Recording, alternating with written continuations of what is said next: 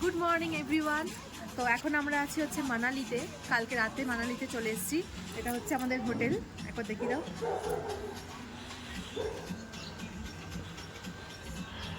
Hotel Himanshu resort.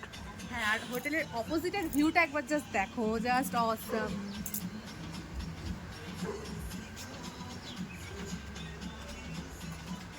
আর ওই দিকটা দেখো বরফ হয়ে রয়েছে, ওই যে পাহাড়টা আমি একটু জুম করে দেখাচ্ছি, ওই দেখ।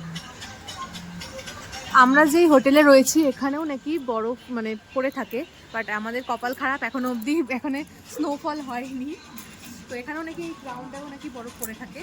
তো এখন আমরা যাবো এখানে লোকাল সাইট সিন করতে, হিডিম্বা দেবী টেম্পল আর আরো কিছু আছে একটা দুটো। হ্যাঁ, চলো ওখানে গিয়ে তোমাদের সাথে আবার দেখা হচ্ছে। টাটা।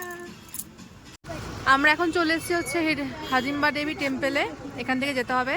আর তার পাশে একটা আন্টি এরকম মানালি ড্রেস ভাড়াতে দিচ্ছিল। এই যে আমাদের এক দিদি পড়েছে। হাই।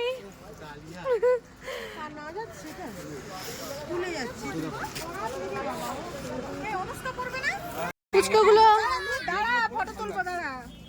হাই করে দাও, হাই করে দাও। হাই। এই তুই দেখা। হাই, কি কিউট লাগছে। তিনজন একসাথে দাঁড়াও। আমি দেখো তিনজন আগে দারুণ লাগছে পুরো মানালি, এদেরকে মানালিতে রেখে চলে যাই আমরা সবাই। এই যে মন্দিরের গেট, এখান থেকে এই ভিতরটা দিয়ে পুরোটা যেতে হবে। আর ভিতরের ভিউটা কিন্তু খুব সুন্দর। আর এই যে সব মানালি ওয়ালি সব এখানে দাঁড়িয়ে আছে ড্রেস পরে। এখানে একজন আছে। ভিতরের ভিউটা কিন্তু খুব সুন্দর, তাই না বলো? খুব সুন্দর লাগছে। ও হ্যাঁ হ্যাঁ, এই যে এখানে হচ্ছে এর নামই কিন্তু মানালি। কি বলছি ওরা তো এত সব পাগলের মতো না। সো এটা হচ্ছে হিডিম্বা দেবী টেম্পল। আমরা যাব উপরে, যেখানে ইয়ে জাবানি হেরিবানি শুটিং হয়েছিল। শুধু কি সুন্দর যে ব্যাকগ্রাউন্ড, সেটা তোমরা দেখলেই বুঝতে পারছো।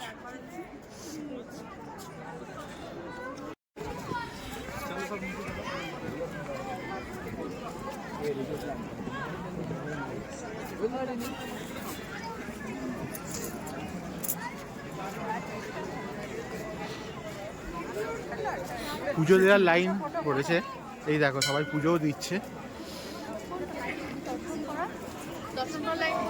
এটাই মনে হয় দর্শন করছে সবাই। হ্যাঁ চলো যাওয়া যাক। এই যে মন্দিরে ঢোকার জন্য ওখানে লাইন পড়েছে, লাইন দিয়ে তারপর মন্দিরে ঢুকতে হবে। ভিতরে ক্যামেরা অ্যালাউ না কি অ্যালাউ জানি না, যাই ভিতরে গিয়ে তারপর দেখছি।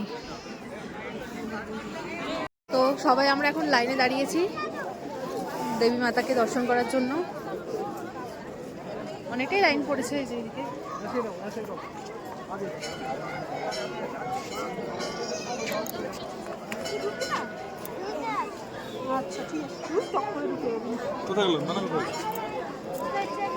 এই যে সবাই আমরা সবাই আমরা এখন লাইনে দাঁড়িয়েছি।